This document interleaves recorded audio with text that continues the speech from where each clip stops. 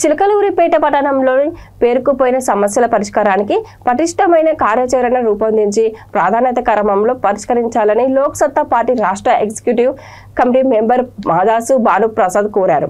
Chilakaluripet municipal commissioner గా బాధ్యతలు చేపట్టిన నూతన కమిషనర్ శ్రీ హరిబాబు ఆ దిశగా ప్రయత్నం చేయాలని కోరారు. పట్టణంలో ప్రధానంగా అనేక ప్రాంతాలలో రోడ్లపై గుంతలు ఏర్పడి వాహన చోదకులు ప్రమాదాలకు గురవుతున్నారని అన్నారు. పట్టణంలో నిర్దేశించిన పార్కింగ్ స్థలం ఒక్కటైనా లేని ఏకైక మున్సిపాలిటీ చిలకలూరిపేట అని అన్నారు. నూతన కమిషనర్ చిలకలూరిపేట పుర ప్రజల ఆకాంక్షలను నెరవేరుస్తామని ఆశాభావాన్ని వ్యక్తం చేశారు.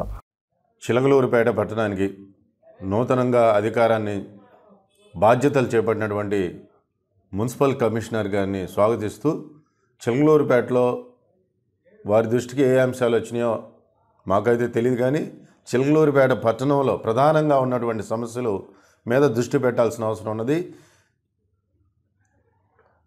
పార్కింగ్ ప్లేస్ లేనటువంటి ఏకైక మున్సిపాలిటీ ఆంధ్ర రాష్ట్రంలో ఏదైనా ఉందంటే చిలకలూరిపేట. 1,00,000 2 వీలర్స్ ఉన్నాయి, 40,000 కార్లు ఉన్నాయి. బయటకు వస్తే లక్షల రూపాయలు వెచ్చించి కొనుక్కున్నటువంటి వాహనాలు ఎక్కడ పెట్టుకోవాలో తెలియక పోలీసులను చూసి అధికారులు చూసి భయపడి ఎక్కడెక్కడో పెట్టుకునే పరిస్థితి చిలకలూరిపేటలో ఉంది.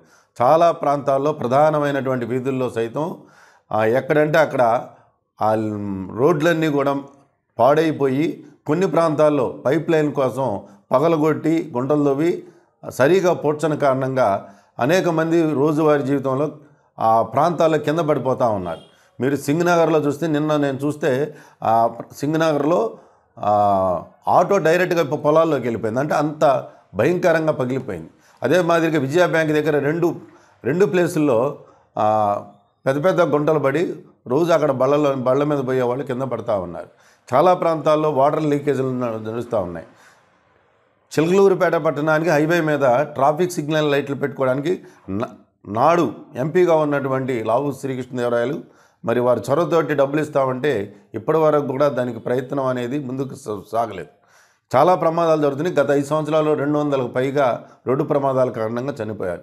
కాబట్టి ఇవన్నీ కూడా పరిశీలించి వాళ్ళు సమాచారాన్ని సేకరించి ఏ అంశాలు ఎంత త్వరితగతిన చేయాలనే అంశం మీద వాళ్ళు కార్యాచరణను రూపొందించి చిలకలూరిపేట ప్రజలు ఏదైతే వాళ్ళు పన్నుల ద్వారా మరి మీకు చెల్లింపులు చెల్లిస్తూ ఉన్నారో సేవలు అందించేటువంటి కార్యక్రమంలో మీరు ముందుకు పోవాలని చెప్పి ఈ సందర్భంగా కోరుతాం.